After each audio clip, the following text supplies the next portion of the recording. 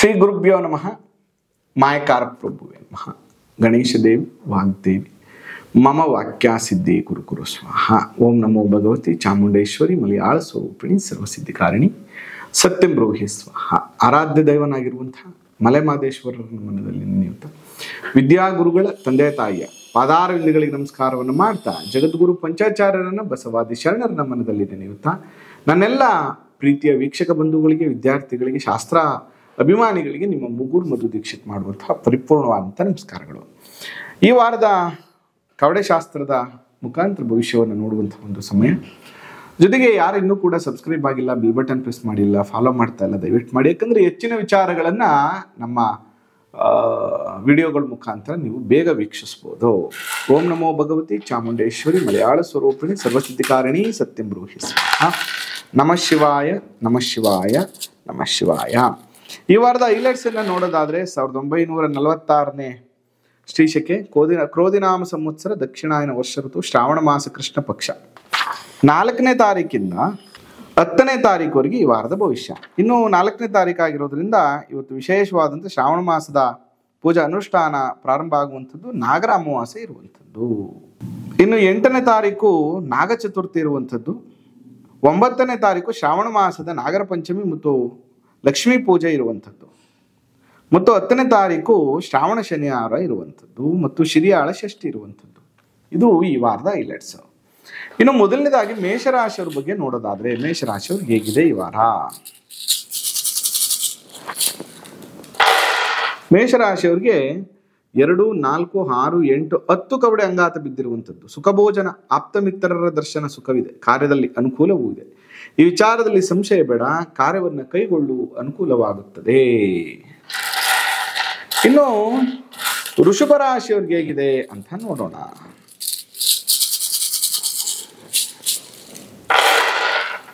ವೃಷಭ ರಾಶಿಯವರಿಗೆ 4, 4, 8, 4, 12, 14 ಕವಡೆ ಅಂಗಾತ ಬಿದ್ದಿರುವಂಥದ್ದು. ಧನಲಾಭ, ಆಭರಣ ಸಂಗ್ರಹ ಯೋಗವೂ ಇದೆ. ಕಳೆದು ಹೋದಂತಹ ವಸ್ತು ಸಿಗುವುದು, ಧನಲಾಭ, ಶಾರೀರಿಕ ಸೌಖ್ಯವು ಅವರಿಗೆ ಪ್ರಾಪ್ತಿಯಾಗುವಂತಹ ಯೋಗ ವೃಷಭ ರಾಶಿಯವರಿಗೆ. ಇನ್ನು ಮಿಥುನ ರಾಶಿಯವರಿಗೆ ಹೇಗಿದೆ ಅಂತ ನೋಡೋಣ. ಮಿಥುನ ರಾಶಿಯವರಿಗೆ 2, 4, 6, 8, 10 ಕವಡೆ ಅಂಗಾತ ಬಿದ್ದಿರುವಂಥದ್ದು. ಮಿಥುನ ರಾಶಿಯವರಿಗೆ ಸುಖಭೋಜನ, ಆಪ್ತಮಿತ್ರರ ದರ್ಶನ, ಕಾರ್ಯವನ್ನ ಖಂಡಿತವಾಗಿಯೂ ಮಾಡು, ಕಾರ್ಯದಲ್ಲಿ ಅನುಕೂಲ ಇದೆ ಮತ್ತು ಸಂಶಯವನ್ನ ಇಟ್ಕೊಂಡು ಮಾಡೋದು ಬೇಡ. ಇನ್ನು ಕರ್ಕಾಟಕ ರಾಶಿಯವರಿಗೆ ಹೇಗಿದೆ ಅಂತ ನೋಡೋಣ. ಕರ್ಕಾಟಕ ರಾಶಿಯವರಿಗೆ 3, 6, 9, 10, 11, 12, 13 ಕವಡೆ ಬಿದ್ದಿರುವಂಥದ್ದು. ಸರ್ಕಾರದಿಂದ ಸಹಾಯ ಮನ್ನಣೆ, ಧನಲಾಭ, ಸ್ತ್ರೀ ಸೌಖ್ಯವೂ ಚೆನ್ನಾಗಿದೆ, ಮಿತ್ರರ ಅನುಕೂಲವೂ ಇದೆ, ಕೀರ್ತಿ ಬೆಳೆಯುವಂತಹ ವಾರ. ಇನ್ನು ಸಿಂಹರಾಶಿಯವರಿಗೆ ಹೇಗಿದೆ ಅಂತ ನೋಡೋಣ. ಸಿಂಹರಾಶಿಯವರಿಗೆ 2, 4, 6, 8, 10, 12, 14, 16 ಕವಡೆ ಅಂಗಾತ ಬಿದ್ದಿರುವಂಥದ್ದು.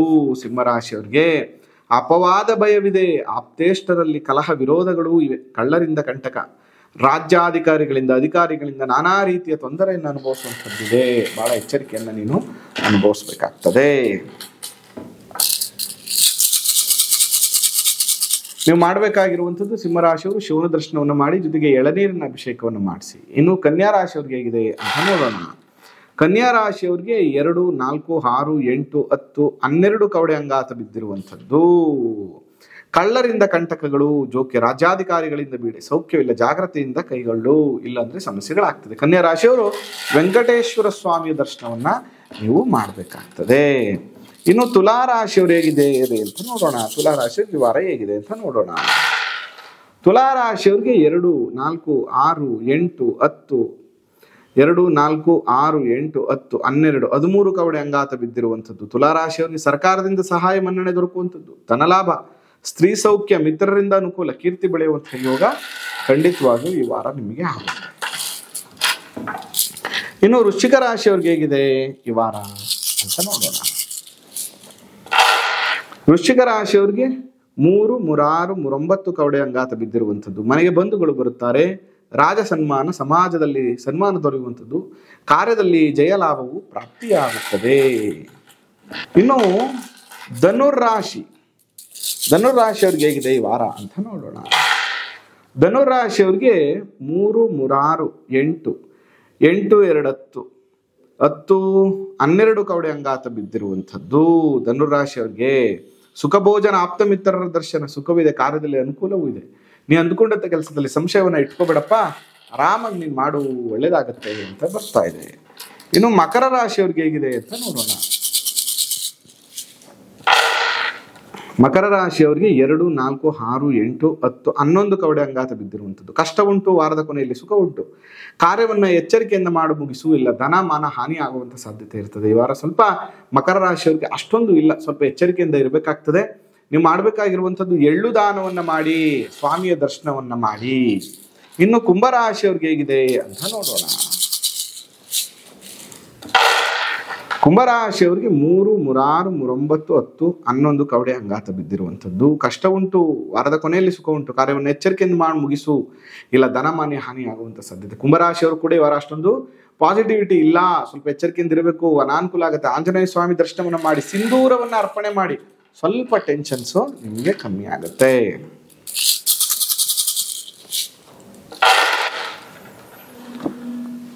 ಮೀನರಾಶಿಯವ್ರಿಗೆ 2, 4, 6, 8, 9 ಕವಡೆ ಅಂಗಾತ ಬಿದ್ದಿರುವಂಥದ್ದು. ಮನೆಗೆ ಬಂಧುಗಳು ಬರುತ್ತಾರೆ, ರಾಜ ಸನ್ಮಾನ, ಸಮಾಜದಲ್ಲಿ ಸನ್ಮಾನ ದೊರೆಯುವಂಥದ್ದು, ಕಾರ್ಯದಲ್ಲಿ ಸಿದ್ಧಿ ಲಾಭ ಜಯವು ಲಭಿಸುತ್ತದೆ. ಮೀನರಾಶಿಯವರು ಈ ವಾರ ಚೆನ್ನಾಗಿದೆ ಅಂತ ಹೇಳ್ತಾ, ಹಾಗಾಗಿ ನಿಮ್ಮ ಜಾತಕಗಳನ್ನು ಕೂಡ ಪರಿಶೀಲನೆ ಮಾಡಿಸ್ಕೊಳ್ಳಿ ಅಂತ ಹೇಳ್ತಾ, ಜೊತೆಗೆ ಆನ್ಲೈನ್ ಕನ್ಸಲ್ಟೇಷನ್ ಇದೆ. ಆನ್ಲೈನ್ ಜ್ಯೋತಿಷ್ಯ ಆಗಿರ್ಬೋದು, ವಾಸ್ತುವಾಗಿ ಕನ್ಸಲ್ಟೇಷನ್ ತಗೋಬಹುದು, ನೇರವಾಗಿ ಭೇಟಿ ಮಾಡ್ಬೋದು, ಜ್ಯೋತಿಷ್ಯ, ವಾಸ್ತು, ಪ್ರಶ್ನೆಶಾಸ್ತ್ರವನ್ನು ಕಲಿಬಹುದು ಅಂತ ಹೇಳ್ತಾ ಇವತ್ತಿನ ತರಗತಿಯನ್ನು ಮುಗಿಸ್ತಾ ಇದ್ದೇನೆ. ಇವತ್ತಿನ ಸಂಚಿಕೆಯನ್ನು ಮುಗಿಸ್ತಾ ಇದ್ದೇನೆ. ಆ ಮಲೆಮಹದೇಶ್ವರನ ಗ್ರಹ ಸದಾ ನಿಮ್ಮ ಮೇಲಿರಲಿ. ನಮಸ್ಕಾರ.